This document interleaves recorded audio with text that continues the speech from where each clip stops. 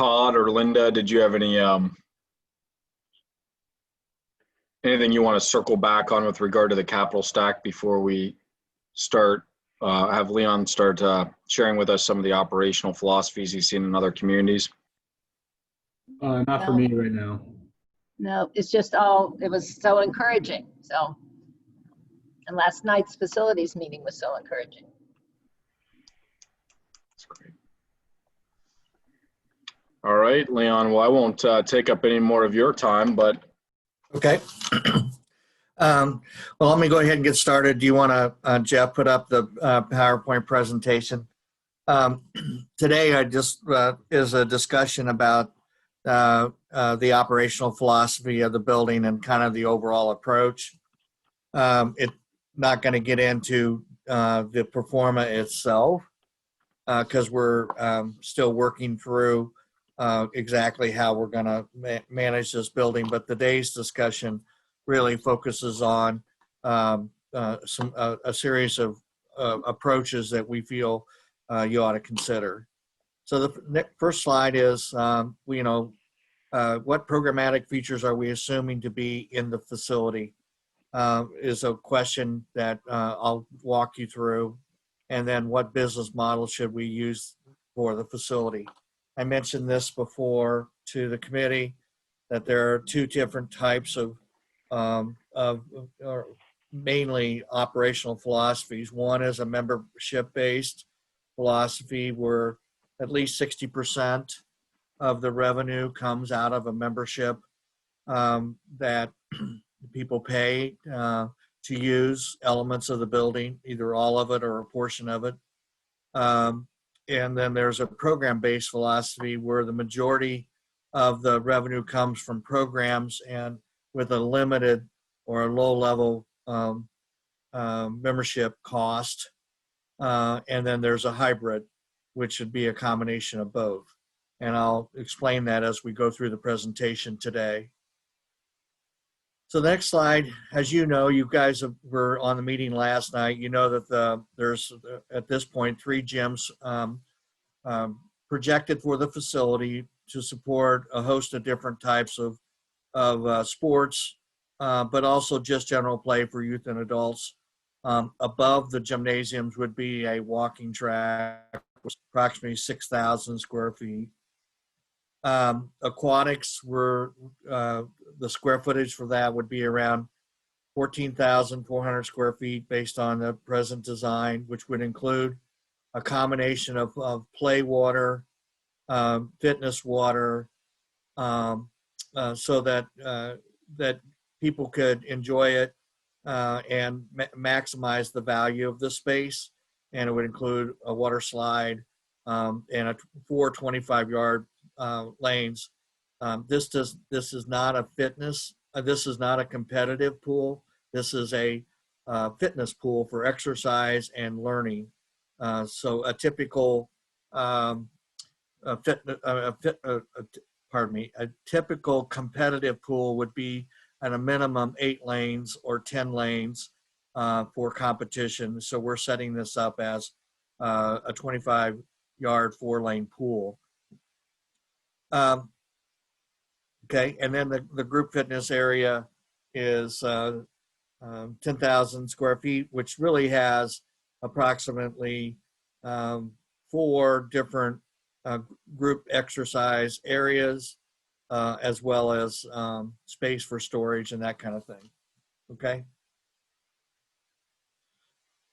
Included in this is also senior shared space, which is the senior would have some dedicated space that was outlined, I'm sure, yesterday in the facility meeting, but the square footages are associated with their social lounge, the billiards area, customer service reception, small cafe, social space, catering, kitchen, and multi-use rooms for different types of activities, technology area, which is a shared area, and then arts and crafts, and just general program room spaces. Included in the shared spaces are also a child watch area for people who come to the site and need a short-term child watch. and also an indoor play square foot space so that kids can play and parents can just get, especially in inclement weather in the wintertime, be able to bring kids and have a place to have indoor play, and then administration space. And I think through Williams's work, they've always identified the common spaces, which is everything from restrooms, hallways, storage areas, mounts to about 13,000 square feet in the building as we speak. Next slide. So when I talk about the membership model, we're really talking about, I mentioned earlier, 60% of the annual revenues would come from memberships, and then the program model, which would make up the majority of it, and about 30% of it would come from memberships, which is two different levels of philosophy of thinking. And as you recall in the survey that we had on the first survey, was that people preferred a membership model, but we wanted to present both in this discussion today. Okay. So the assumption is that the community center will be a combination of a program-driven and a membership-based facility. In other words, people could use the facility on a daily basis and pay a daily rate.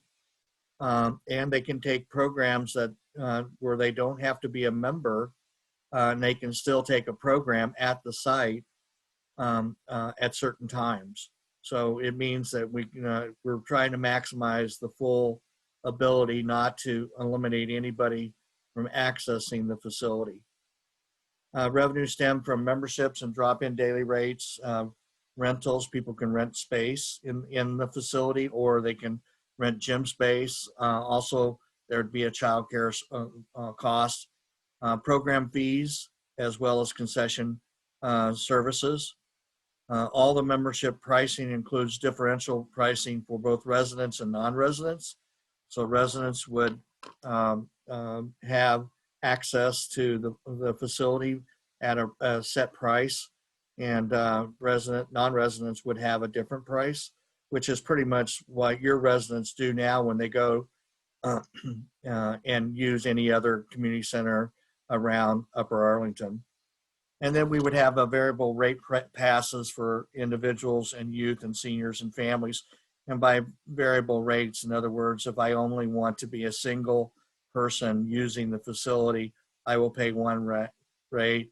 A youth would have a set rate. As seniors, and typically what we're looking at, seniors would be, they have kind of a social rate right now. Their existing senior center, that's like $15 a month. And then there's also a non-prime time for seniors, which would not be during prime times, but they would be able to use the full facility at a non-prime time at a different rate. And then there would be where a senior can take the full access to the building at prime time and non-prime times at a separate rate. So we're trying to be as accommodating to them based on their taste and how active they are, as well as family rates. And family rates would be a two-person family or a family beyond two persons. It would be part of the pass rate. And then really, the city would currently treat persons who work in the city. This is a practice right now where, and this is across really Ohio, and especially in the Columbus area, anybody who works in a city, they get the resident rate because they're paying an income tax, which helps support their access to facilities that they can use, especially as it applies now within your pools, tennis, and the senior center.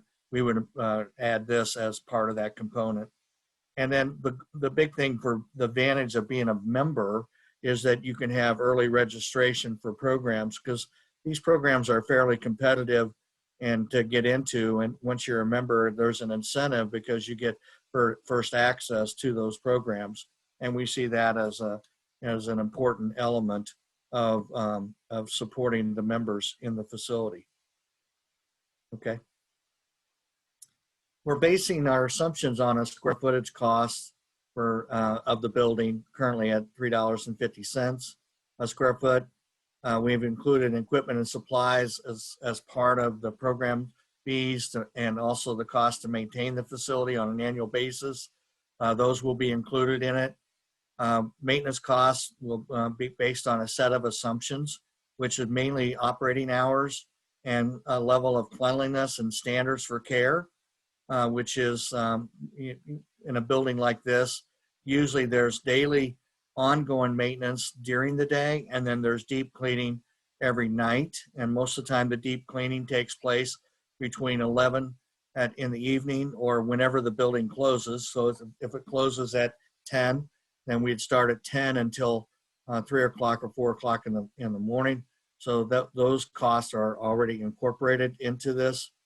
We incorporated an ongoing asset management lifecycle replacement schedule at 5%. And I just listening to you all since we started this process, how important it is that there's not a big burden on the taxpayers for the future, that these assets all have a life cycle, but you're talking about a 50 to 60, maybe a 70-year-old, a life cycle of 70-year for a building, and having built-in replacement costs so that when something goes out, something needs upgraded, cosmetic improvements are usually done every 10 years. Those dollars are available based on the building covering those costs. The furniture and fixtures and equipment is built in on the capital costs on the front end. So everything that to open the building would be built on the capital side.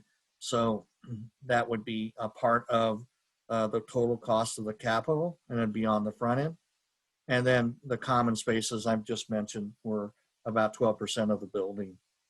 So I kind of want to share how we're coming across with this. Next slide.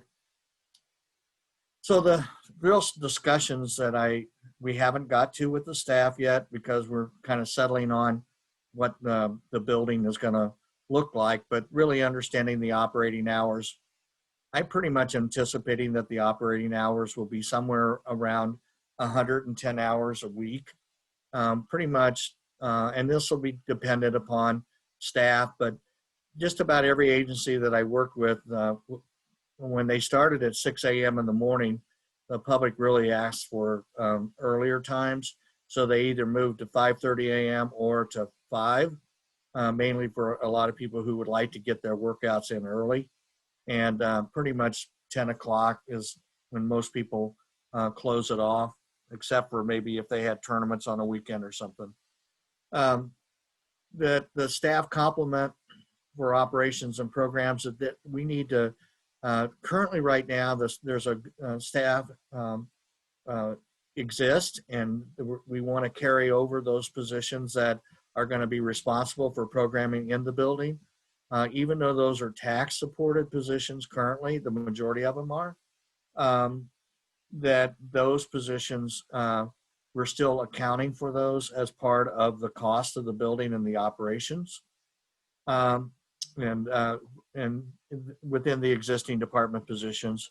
And then just current recreation expenses that are normally attributed to the facility marketing costs and all of the kind of things that need to go with that. We need to work through those with the city, with the staff, and really making sure that so the public will know that what this building truly costs and how it's being funded, recognizing that the department operates now separately, and a lot of these expenses are covered by taxes, others are covered by fees. It's just really understanding that those things that are going to be revenue generated, everybody will understand, and what level of subsidy is going to be in place. The senior center right now is a pretty heavily subsidized facility, and we want to recognize that the seniors are pretty much going to, I would expect that they would like to see those prices be fairly comparative to what they're doing right now and the level of subsidy. And as we work through this, we'll work through those various price points based on what they're looking for. Pardon me. And the existing programs then that can transition to the center, we'll still make sure that even though the department has outdoor programs now and they offer other programs around, we haven't settled for sure on all the existing programs that will move in there for sure, or what will be new, but those are going to be taking place here in the next month or so. Pardon me. So the operating performance will be based on the revenue potential, based on the operating philosophy, which really looks at this membership fee structure and how much of the market share you basically own. What's interesting in Westerville, when we did the assessment for the Westerville, approximately about 60% of the community were members and of the community center, which is a really high number. Typically, we would see that the market share is somewhere usually in the neighborhood of 30%. And but it's all over the place based on how well the amenities match up to community need and how well the building is programmed, and the energy and creativity and programming drive the energy into the building. And so that's a real element for the staff, and it's a challenge for the staff to keep programs fresh and energized, but also from the perspective of making sure that there's adequate prime time and non-prime time available for the members so they have access to the building and they don't have to compete for space. And so that piece of that is an important component that we need to work through when we're scheduling the building. And we'll be doing this jointly together with the staff. We will actually take room by room, day by day, week by week, month by month, of how the building will actually be used before you're ever open. Because that's an important element so we can calculate how revenues, the type of revenue that will come in from just program revenue, and then those revenues that can come in from permits and also from the membership and daily rates. Leon, when you talk about the program revenue, is that seasonal, more cyclical? I mean, peaks and valleys of that versus a membership stream that's, month over month pretty consistent, or how have you seen that play out in other communities? Most of the time, it's like any membership organization. The goal is to retain at least 75% of your members. So let's just say in this building, let's just say that we have 4,000 members. Okay. We want to retain that at least a 75% on a yearly basis. That's usually the goal. Sometimes it's higher than that. If it's below that, it's usually because the programs that are being offered, people aren't that interested in. So it's a combination of, the balance between accessing the facility on my own without a program, or where I can access the facility but also take programs. So it's that you really have to manage the balance between the two, and the program revenues really follow that. So, I think the big thing is that I really believe that a great building is one that understands its membership needs and gives it to them, and doesn't starve them for space or time or prime time in the building, but also understands the individual program needs of a community of people who aren't members but want to use the facility, so they feel like that space was created for them as well.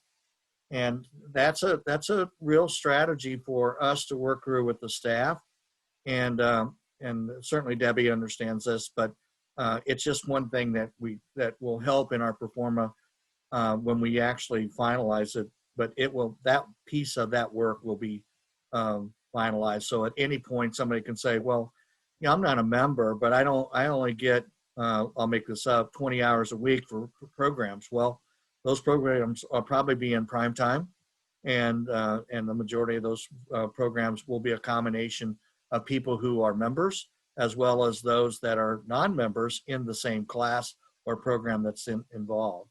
So it works out really well. It's just recognizing that you've got to make sure that the members feel that they have access to prime time in the building. And I'm sorry. I was more just trying to get a feel of it. Program revenue feels like to me, and I don't know this space, I'm trying to learn it here, but feels like to me it'd be more volatile from month to month. Maybe you go to your art class 5 times in November and you don't show up in December because you you're on vacation, versus a membership driven model. I'm curious how you've seen that, the volatility play out in that, or do these things really smooth themselves out in other communities? They pretty much smooth themselves out. You know, the biggest thing is don't overcommit people. You know, we used to have programs, everything was 8 weeks. Then they went to 6 weeks. Now almost all the programs are built around 4 weeks, because if I go 3 out of 4 times, I still feel like I got my money's worth.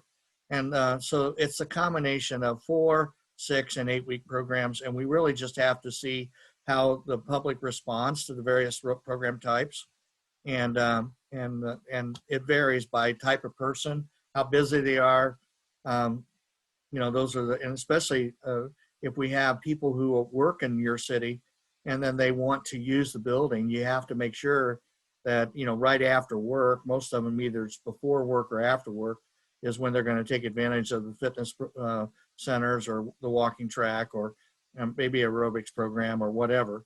But this is where you get into really understanding your community and being very adaptable, so that you're able to address where the needs are, and especially the seasonality of from winter to summer. That answer your question?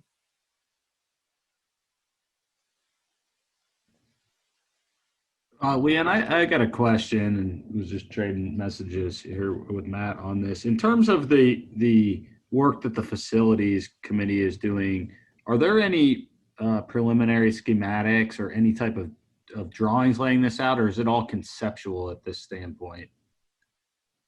There, I mean, Nan, don't we have a footprint or not? I think Nan's on here, isn't she?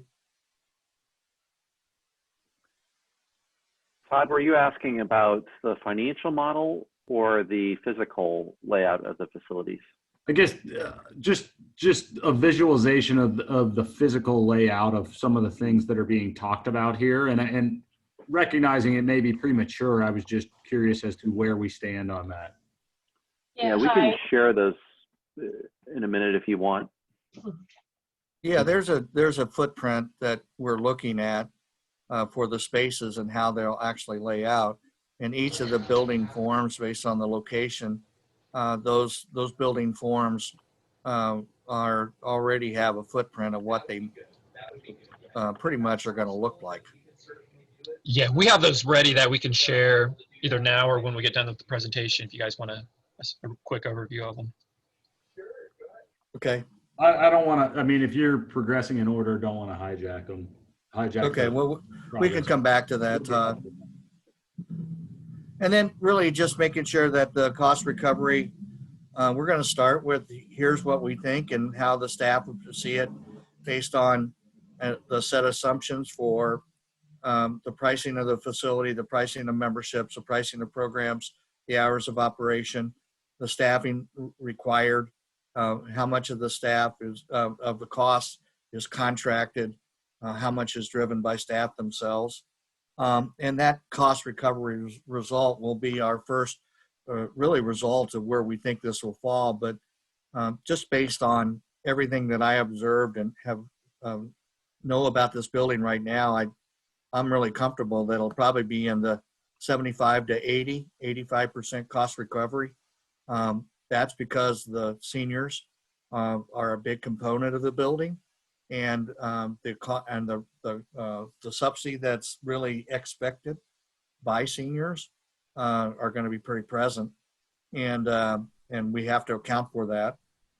If it could go higher than that, but you know, this is where I haven't had that time with the staff of really working with them on how they program something in every space, because any space that sits empty is an opportunity for revenue. And we just need to recognize that. And that's part of the work of myself and Debbie working with the team. And this also requires opening up new programs that they really haven't had in the past because they've not really had the space. So that's going to be kind of our next piece of this. Leon, may I ask a question? Linda? Yeah, Linda. So we have quite a few tons of programs actually going now and have had for a long time at a certain cost. And many of those would move into the community center. Can we keep the costs very similar now being in our own space, more or less? So what you're saying is the cost for programs now going to be the same as what they are? So if I've been taking a dance program, let's say for, 2 or 3 or 4 years, and I pay $50 a session, now that it's in the community center, will it be $100 a session because of overhead? No, I don't see it that way, Linda. I think with members would actually get a discount on the program. So if you became a member, usually that a member would probably be, the discount would be at least 20%. So it'd be like $40 for if you're a member, or maybe $35. But somebody that's a non-member, the price would relatively be the same, and maybe a little bit because it's a brand new facility and you have new programs. But it really all comes down to minimums and maximums. So we want to base our cost on the minimums. And that way, if the minimum is 15, that's where we draw our line. And we don't offer the program unless we meet 15 because we built our cost on 15. Even though we have room for 25, 15 is the minimum. And if we get 25, then we're generating money over and above the cost that goes back in to support the operations of the facility. And having the membership fees come in covers that variable. Correct. Yeah. Okay. Yeah, and Leon, if I could add, I think, Linda, to your point, the cost would be, generally in the same area. We do cost our programs based on the cost of the instructor, as well as the market rate. I mean, it is within the Columbus region, we have to be comparable to what the region is. So in the general level of what we're currently charging. Yeah, and Debbie, good point. I mean, it's like everything. If you got a great instructor, everybody knows who that instructor is, and they're going to be able to demand a higher number of people and usually a higher rate because they're a good instructor. And all of this has to be somewhat fluid because recreation by nature is consumptive, and you really have to recognize that people will come and go. They'll use an activity and they might take it over and over again. Or some people will say, I did that, now I'm looking for the next opportunity. So it's going to vary based on how, these facilities and programs roll out and how much connectivity that they have with the instructors or the leagues or the management of those programs for the future. Okay. Thank you. I lost the presentation, Jeff. Okay, I thank should you. have mentioned at the onset that this meeting is being recorded. That was the decision that was made in conjunction with the co-chairs of the task force, but just wanted to make sure that everybody on here was aware of that. Okay. Am I still allowed to eat my lunch?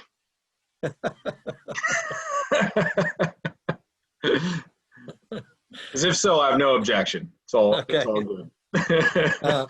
And then I mentioned the philosophy of the building regarding seniors and having a social club membership, a non-prime time membership, and a full membership.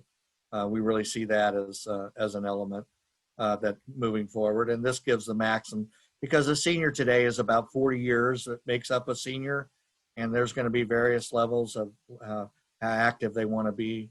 And so this gives them the maximum flexibility.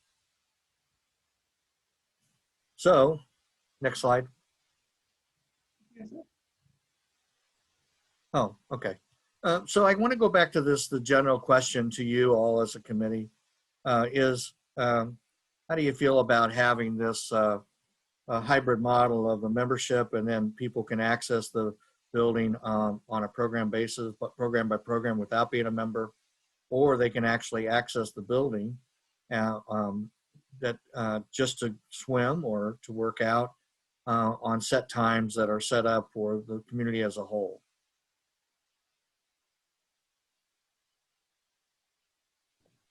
I'll start. I think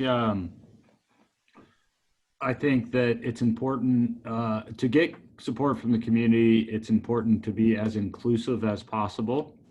And I think that providing multiple ways to access the facility makes sense. I also think it's important, given the characteristics of our community, to recognize that given that this is a new facility, there are a number of people that already have facilities in which they use, but will support this if there's additive features. And so, you know, there's going to be a lot of folks, and we'll hear it, that have fitness center and swimming pools that they already belong to. And so if the only way to access this were through a membership model, it may not interest them, but they may support other programming and things like that. So I think this is a good way to go. I would agree that I think the hybrid approach is the best. And over the years, there's been sporadic conversations about being very welcoming and collaborating with Grandview and Marble Cliff. Might that be part of our planning discussions? Has that been considered at this point? And does anyone else think that's a good idea?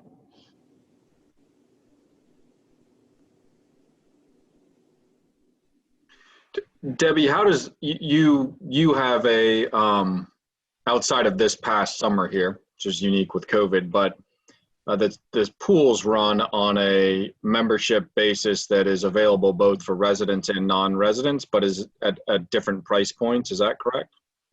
That is correct. Typically, our non-residents pay 1.5 times the rate of a resident. So simply, if it's $100 for a resident, it'll be $150 for a pass for a non-resident. And then our daily admission fees is one set price regardless of residency. Yeah, and we do get resident members from around the peripheral area. So we obviously our vast majority are Upper Arlington residents, with additional people coming from neighboring jurisdictions.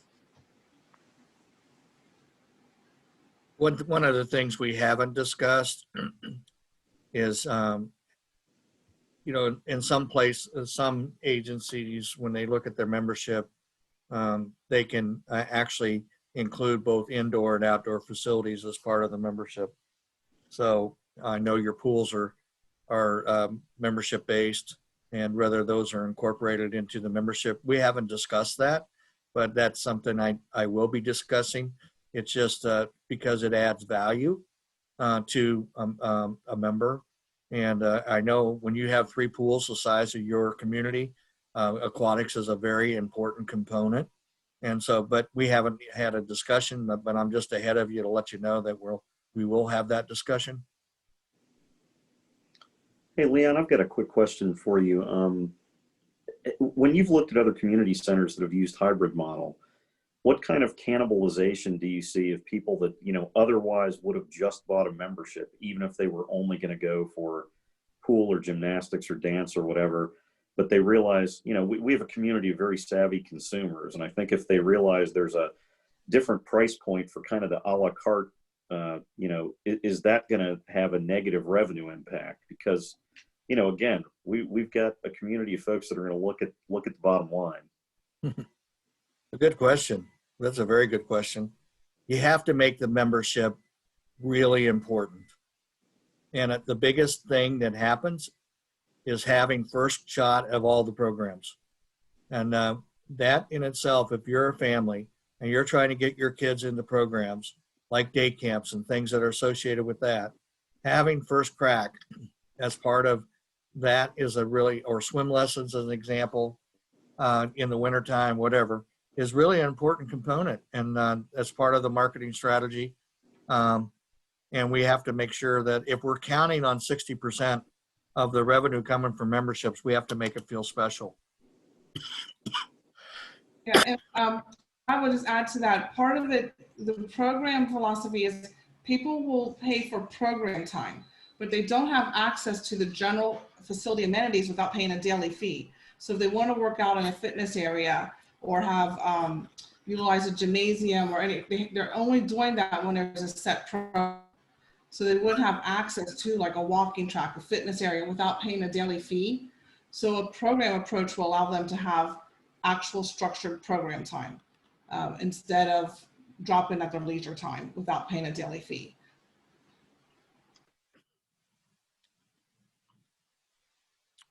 Yeah, I would echo what, I think Todd, that was really insightful comments about there are going to be a lot of consumers who are just looking for a set program because they're finding the other day-to-day amenities elsewhere already. So I think that from that standpoint, the hybrid makes a lot of sense. I guess the one thing that I would initially kind of lean towards having it be membership heavy, that 60-40 mix or whatever that number is, because it feels like to me the program fee revenue stream is a little more susceptible to how strong is your programming, and you're fighting that battle year over year to have marketable programming that's top notch, and you're always fighting for that consumer's time versus a membership. I pay a membership. I know what I'm getting. I'm sticking with it. The facilities director may change over, or the spin class director may change over, but I paid for that membership. I'm showing up. It feels less susceptible to personnel changes and that constant competition. So I'm not sure if you see much of that, Leon, but it feels like a more stable revenue stream. It is more stable, and it's like everything. People come and go when it comes to a membership, and it's really important that the staff constantly survey the membership regarding how well they're doing, how well the programs that are being offered are being used. Real strong clarification on ways to make it more enjoyable for them and their family. And when somebody owns something, they take great pride in it. And when they use it a lot, it even goes up more. And your point, Matt, about when you're a member, you typically use it more because you feel, gosh, I'm paying for this, I need to use it. And when people use something a lot, they really have great ownership, and they create a lot of friends. And the biggest thing about having a membership is that the building becomes the center of the community, that people will really focus in on, that this is the place to meet people, to get together, to meet family and friends, to meet new people. And having that sense of place and that center of a community is an enormously important component of this building.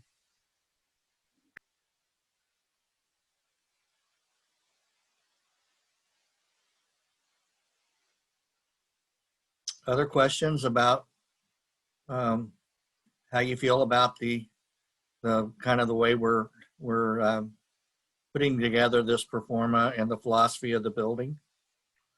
I have a couple questions, and I jotted down stuff so they cover a number of items. But in terms of you use things such as like a $3.50 cost for utilities, et cetera. I assume that's all based on actuals from other facilities, making the necessary adjustments for Yes. location and costs, and that's pretty supportable and defensible position. Correct, Todd. But we'll get from the city what they're paying now for utilities in their own buildings, and we'll use that number. That's just an assumption number, but if it's $3.75 or whatever that number is, we'll plug that number in based on what we anticipate it to be. A lot of times we'll call the utility companies and get the number from them, what they anticipate it to be, 3 years from now when the building is open, that kind of thing. And then we'll also have obviously there's a cost per kilowatt or whatever you measure the utility in, but, given that we don't have, a large fitness center that the city's paying for, right? The specs of the various buildings, we can look to other fitness centers and build comparisons from similarly situated, constructed buildings. Right. One thing I think that will be important here as we lay this out is, if there's a combination with the senior center here, I mean, the city has costs related to the senior center, both from an operational standpoint and a physical plant standpoint that will be, shifted over here. And so there will be a segment of the community that's going to look at this as 100% new cost. And to the extent we can demonstrate, should this move forward, hey, this is a segment that the city's paying anyway. So here's the incremental cost. And then you can demonstrate what the new programming and amenities are. That will be important. So I don't know that there's anything to discuss here on that point, but I just point that out and to think about this subcommittee and working with the staff and you guys, Leon, to help frame that issue will be important should we want to move forward. Yeah, and I think that we've already gotten those numbers, but that will be right up front in the pro forma will be the assumptions that those dollars carry over because that's the city's commitment currently, and we want to honor that commitment. Yeah. And so the seniors know that those options are built into their process, so they can't or don't get upset with having a new building. The biggest issue is sharing. A building like this requires everyone sharing. The best buildings that manage in the most efficient way is that when you've never had space like this building will have, and all of a sudden you have it, everybody wants to claim their space. And it's going to be important that in the philosophy of the building, that it's everyone's space and that it gets worked out between the staff on how and when space is being utilized for what purpose and for what benefit and who and for who, because you don't want any spaces sitting empty because it costs you money to have empty spaces. Right.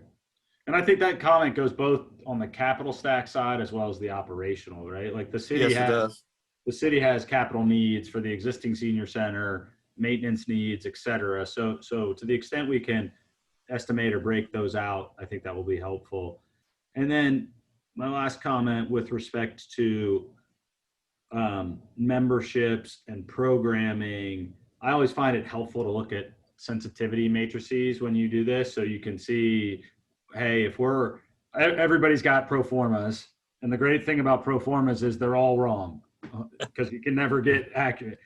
So it's important to to frame up risk here. And so, we can all say, yeah, we're going to have 60% of memberships, but what if we only end up with 45% memberships? And what does that do to us? And I think it's helpful making decisions on the front end and framing risk as we look at, what's the sensitivity to break even, to subsidizing at 10 or 15%, and how much wiggle room does the pro forma really have in sort of normal circumstances. And then there's these left tail events like we've just been through and are continuing to go through that, you gotta have in the back of your mind. Well, it's a very good question and a very good comment. But what I have found, if the city does its homework and pre-sells their membership, that's what creates the energy in the building. Most of the time, and you'll hit your target, what happens is they're late in getting out their membership drive early in the building. And so they're scrambling for the first 3 or 4 months trying to get members while they're trying to manage a building.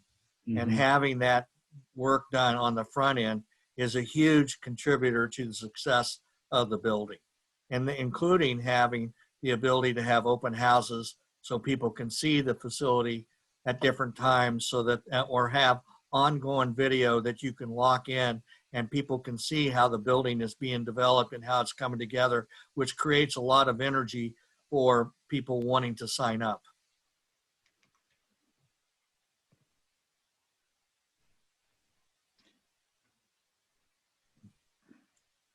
Other comments?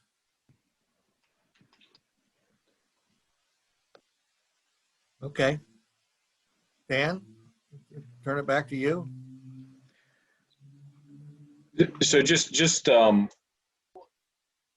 maybe a quick question for you, Leon. We were laying out these. Is your anticipation to build out a pro forma that would have programmatic versus membership splits, with some other assumptions in it, including a cost recovery goal. Present that back here to this group at a really high level. And I think to Todd's point, it would be really beneficial to stress test that and give us a couple of different scenarios around either whether that's membership participation or membership fee structure if we decided we had to tweak it.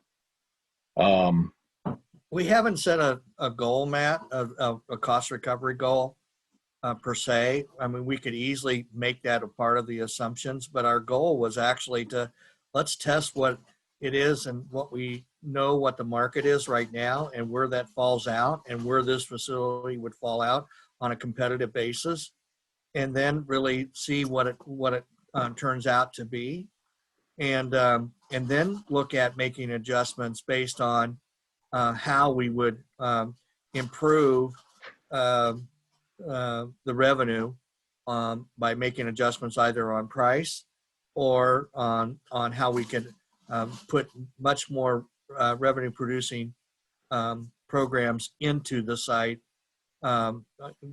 versus counting so much on the membership. But that's just something that's going to take us working collectively together. Okay. But definitely, we want to give you options. Okay.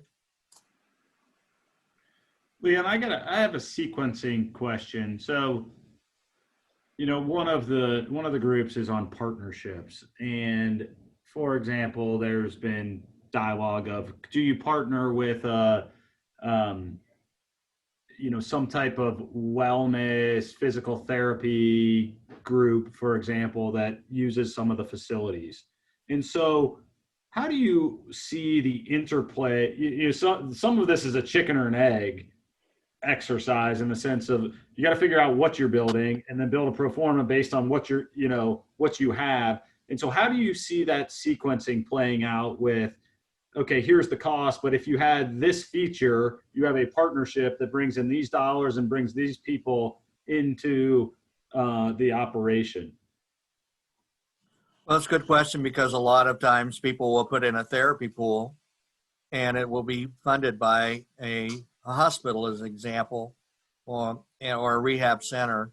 And in the process of doing that, they will say, okay, out of 110 hours a week, we want to have 60 hours for our patients that are exclusive for our patients. Okay.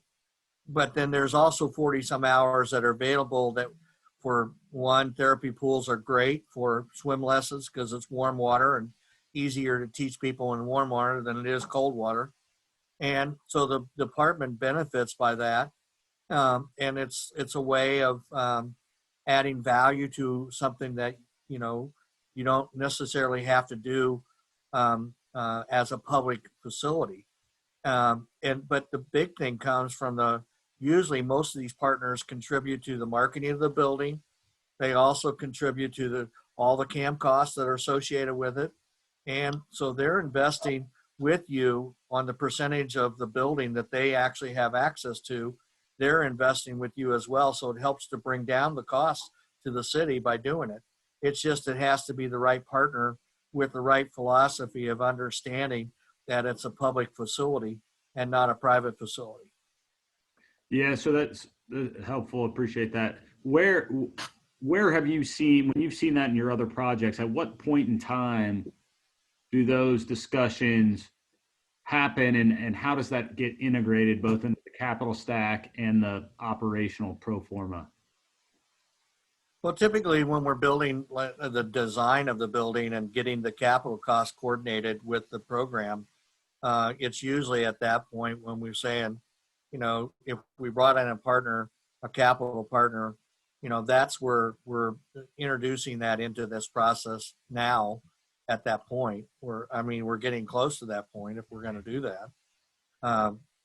But it's usually when we're building the program, the footprint of the building, that's where that they want to make sure that if they're investing in this building, that they have a say in the design. And so we want to make sure if that's going to happen or not.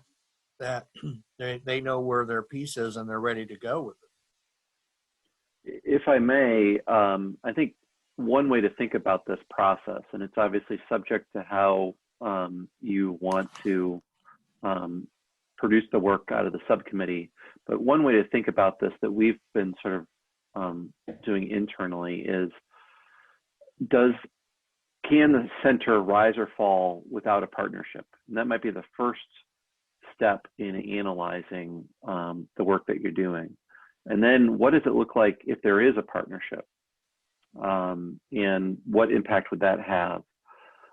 One thing that's probably important to note is kind of an asterisk on that is that if you look around Central Ohio, at least, and you know, Leon, be a check on this statement, but most of the partnerships that I have seen have been really operating partnerships, not capital. Yeah. They're leaseholders. There's sort of leaseholder plus, if you will, in some way or another, but they're not necessarily providing any of the upfront capital necessary to construct the facility. What is true, though, obviously, through a lease, and you know, Mason is maybe a good model of this, is that when you build out that space, and obviously the rent that you charge is based on the cost of construction plus other expenses, FF&E expenses that you've got, and then you're able to build in, as Leon mentioned, some of those CAM charges. In year 10 or year 20, when the center needs to expand, that space is already fully paid for. So it's a little bit of a different way to get to future expansion space without necessarily having that capital expense in year 10 or 20. Very good point, Dan. So I know we're coming up at the end of our time. I think it's great discussion, because I think that in 2 weeks when we meet again on Tuesday, we really want to walk through partnerships, both operationally and from the capital standpoint. So discuss it, you know, whether we feel comfortable as a group coalescing around some recommendations on partnerships. I mean, I think there's a lot of avenues to explore there. I mean, so I don't know what the agenda looks like for that 2 weeks from now, but I assume Dan will be working on coming up with some more tactical questions under the general umbrella of partnerships to explore. And Leon, you and your team and Scott could probably advise on what you've seen other communities do successfully, or where you've seen other communities take risks that haven't worked out so well historically. So I think that'll be really informative for this group to hear from you as well. Okay. Well, we've had a lot of discussions, and I know Dan and Debbie has had a lot of discussions with other partnerships, like in Cincinnati and the area around New Albany and other places, so we can bring in what those partnerships look like.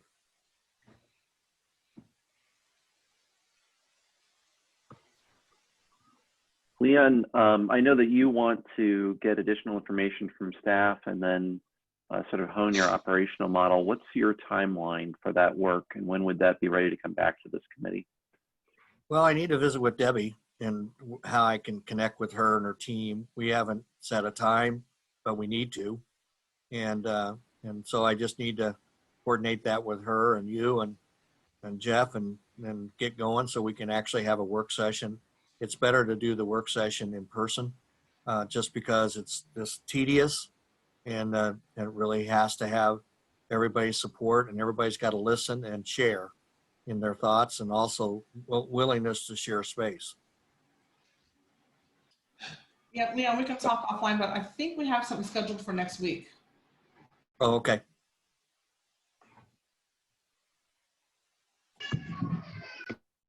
So Matt, would it be useful for us to, I'm just thinking out loud here a little bit, bring forward information about partnership models that we've seen around the area? I think so. I think one of the things I'm a little bit confused on, I mean, I understand operating partners, so whether it is self-managed or a third-party manager operationally. I guess I'm struggling with how at this point in the process we would even, consider other partnership avenues, whether that's operating as a landlord on office space or a shared services pool or whatever that may be. I guess I'm struggling to see where we could actually land on that, even conceptually at this stage, without those partners being self-identified. So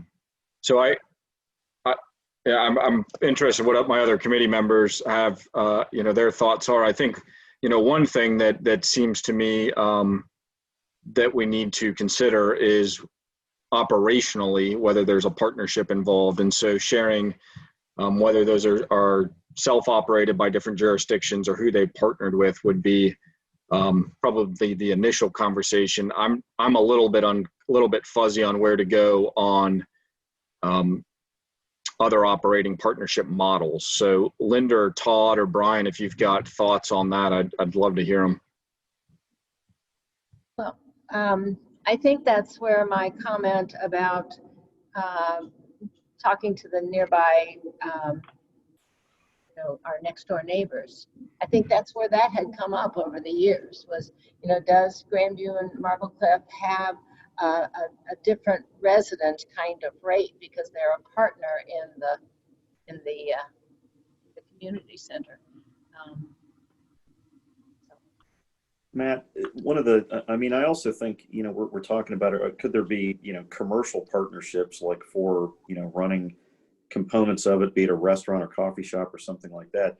I think, one of the questions that I would love to see how other folks have dealt with is how does, the operational partner or manager for a component of this thing change the tax status of what's being done there? Because I know if you end up having a governmental entity like us, the city doing it, that's a lot different than, if Starbucks were to come in and manage something. So that's, not only part of the underlying issue that we'd have to look at, but I think, the city would have to sign off on anything like that first.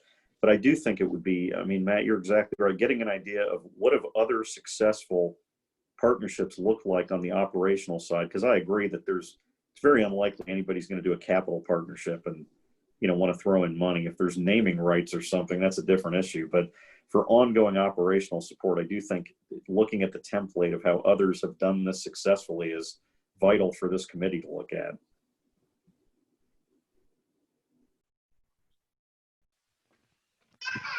So maybe, Dan, if we could look at, have some examples or just, some case studies, so to speak, of what other communities geographically in close proximity, I think would probably just help to frame it out of how they've addressed this issue. That would be very helpful. Yeah, absolutely. The other thing that I would just note as we kind of go through this is it may be useful for us to invite people from other facilities to ask further detailed questions of them if you get interested in one from Mason, for example, or the Reynoldsburg YMCA model, or New Albany's Heights Center. Makes sense. So if there are intern questions or really suggestions too about partnerships and tightening up what that discussion looks like in 2 weeks, feel free to send them to me and I can work with Dan and we'll work on getting some case studies for the group to consider. And not only operational partnerships, but I think, Linda, you made a good point too, to see if there's folks that have had geographical partnerships where adjacent communities have had, whether that's from a subscription, from a membership structure or otherwise, had effective partnerships. I think that's a really interesting idea to press into. So yeah, we'll aim to focus on that in 2 weeks. Well, and maybe I missed it, but has the Facilities and Partnerships Subcommittee actually had some interaction with potential partners? Dan, you're on mute. so it's probably important to note that one of the things that is going on right now between the subcommittees is that there's been discussion between Margie and Nick, Matt, and Greg Comfort that the partnership discussion really lives more naturally with the discussion about finances, that it intertwines so tightly with the budget that I guess there was some regret that it was assigned to facilities rather than to this committee. And so I think the work of the discussion about partnerships is going to largely reside here, Linda. I will say that the city has had a couple of different meetings with representatives from the YMCA, and has, as a staff, we've previously gone out and visited facilities around Central Ohio to try and get more information about how they're run and operated. But I think after we kind of delve into this, it may make sense to bring some of those people in, these so-called outside experts, so that you can hear from them directly and ask them questions directly. Well, and then that kind of begs with the OSU Medical Center and Ohio Health being just around the corner, on both sides if we're at Kingsdale. Have there been any conversations there? Yes. There has. Yes. Good. Yeah. Okay. One of the things about the Kingsdale site, and this is getting into some of the details, is that the city, when we entered into an economic development agreement with Ohio State for the construction of their facility on Zollinger Road, we essentially agreed to not subsidize other facilities within the Kingsdale Triangle that would be in direct competition with services that are offered at that Zollinger Road building. So Ohio Health or other health systems could locate on the site, but they wouldn't be able to, if we in some way incentivized or used TIF, for example, to incentivize that facility, they wouldn't be able to offer any services that Ohio State currently offers within the Zollinger Road building. So there's some limits on what that partnership can look like from a medical standpoint.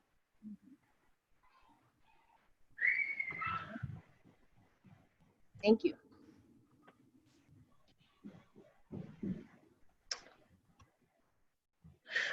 Well, before we wrap up, I acknowledge there's several other folks on the line. Did anyone else have any comments or insights before we adjourn here today?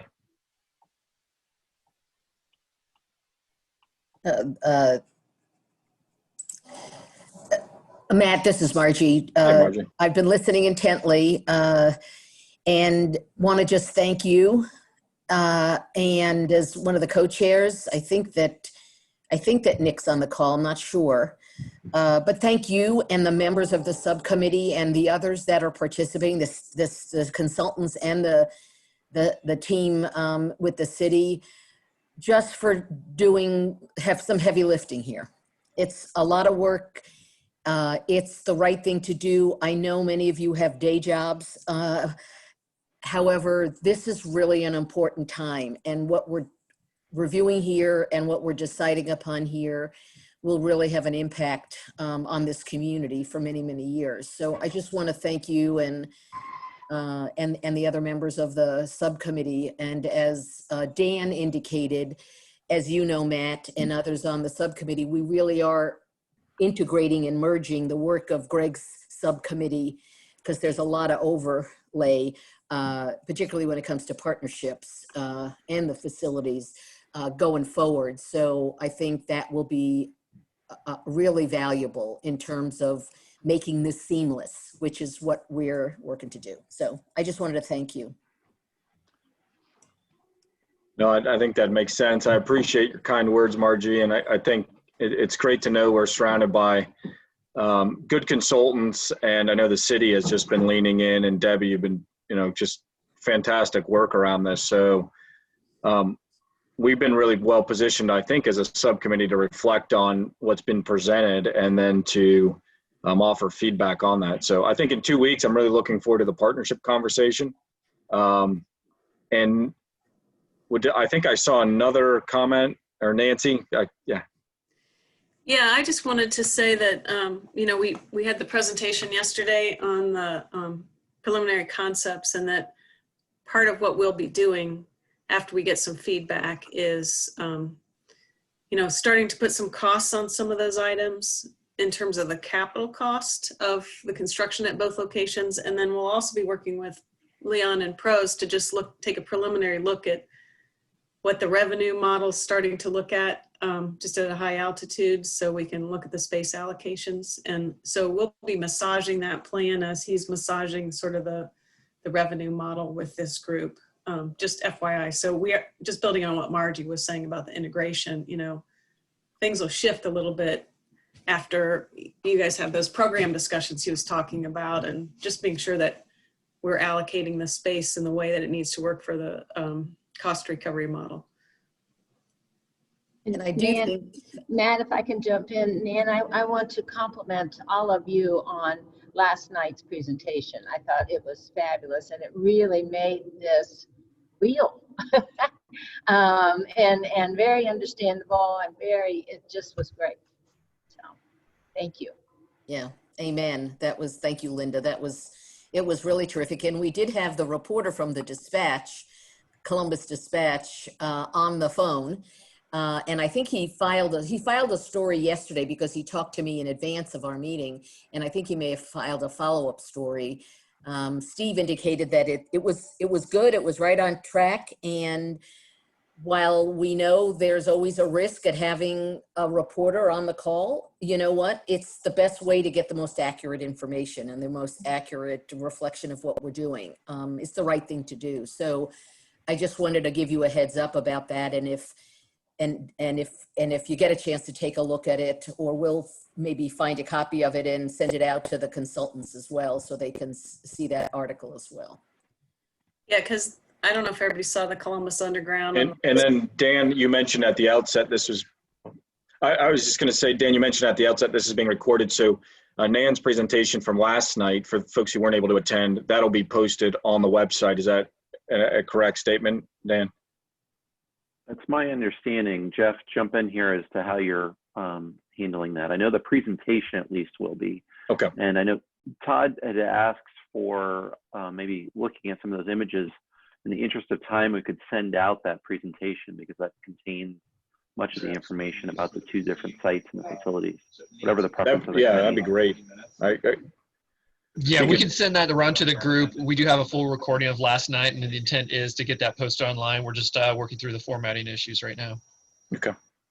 Jeff, Thanks, Jeff. Did you share that PowerPoint or the PDF of the PowerPoint with the whole task force? No, you know, it just went to the subcommittee in advance of the meeting. Wouldn't make sure they got it right away. So, and if Okay. Margie's still on here, I don't know if it's a good time Yeah. to go ahead and send that presentation to the full task force now. You may want to think about, step back, Jeff, and for a minute and think about other items, other materials from other subcommittee meetings that might be valuable. So we're sort of doing a version of an update to them, a status or an update, and not doing it sort of one document at a time. So Or some kind of Dropbox or something that people could go pull. I don't know. Yeah, that makes a lot of sense. Let us think about it a little bit on a good Task format, force and then we'll Dropbox. coordinate with you, Margie, on how that gets sent out. okay, that's great. And Nan, you were going to say something about, you caught my attention, the Columbus Underground. You're on mute.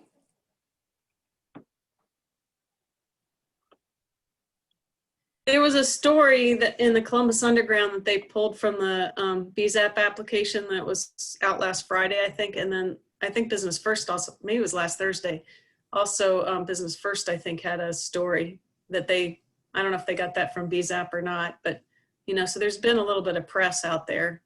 And was the story focused in on Continental and Kingsdale? Yeah. Yeah. So, and there may be a follow-up one from the BZAP meeting last night, where, Yeah. as you know, where Frank Cass presented to BZAP. So, so good. Yeah, we're gonna, and that's okay. It's good to continue to get coverage and get people engaged and interested. So Yeah, and so I don't know what the plan is for the UA News, but obviously something ought to happen there at some point if it's not yes, already planned. yeah, that would be Nate Ellis. We'll see. He's sometimes on top of it. We'll, you know what I mean? So we'll see. He'll be doing a follow-up because he contacts me regularly, and I know he does Steve as well. So, okay. That's great. Well, we'll look for that, the presentation from you, Jeff, and maybe combined with some other update materials. That'd be really helpful. So that's a great suggestion. And in the interim, if any folks have questions for the team, whether that be for Leon and his team or Dan and Debbie, let me know, and we'll get those questions addressed before our next meeting. But look forward to connecting in a few weeks. Great. Okay, thank Okay. you.